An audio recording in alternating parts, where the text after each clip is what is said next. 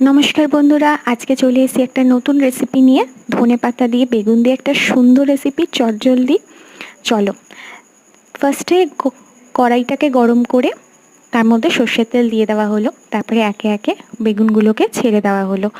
বেগুনগুলোর মধ্যে হলুদ আর নুন আর একটু আটা দিয়ে মেখে রাখা হয়েছিল কিছুক্ষণের জন্য।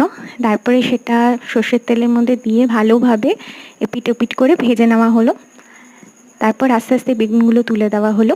তারপর ধনেপাতা বাটা, ধনেপাতার মধ্যে পেঁয়াজ, লঙ্কা, কাঁচা লঙ্কা, রসুন, আদা দিয়ে বেটে নেওয়া হয়েছিল, সেটা সর্ষের তেলের মধ্যে দিয়ে দেওয়া হলো। তার মধ্যে একটু হলুদ, লঙ্কার গুঁড়ো, ধনে গুঁড়ো দিয়ে ভালোভাবে নেড়ে নেওয়া হচ্ছে। এবার ভালোভাবে কষানো হবে। কষিয়ে নিয়ে তেলটা যখন আস্তে আস্তে ছেড়ে দেবে, তখন আস্তে আস্তে তার মধ্যে একটা একটা করে বেগুন ভাজাগুলো ছেড়ে দিতে হবে।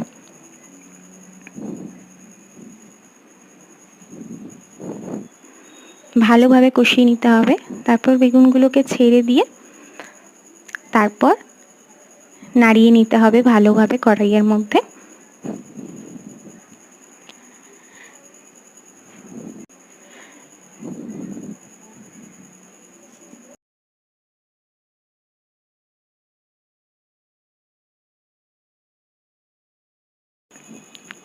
জল দিয়ে দেওয়া হলো, জল দিয়ে এটাকে ফোটাতে হবে। ভালোভাবে বেগুনগুলোর মধ্যে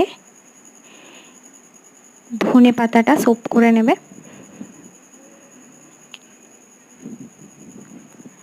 হয়ে গেল আমাদের সুন্দর চটজলদি রেসিপি, ধনেপাতা দিয়ে বেগুন দিয়ে। এটা তুমি ভাতের সাথেও খেতে পারবে, রুটির সাথেও খেতে পারবে। খুবই সুন্দর একটা চটজলদি রেসিপি।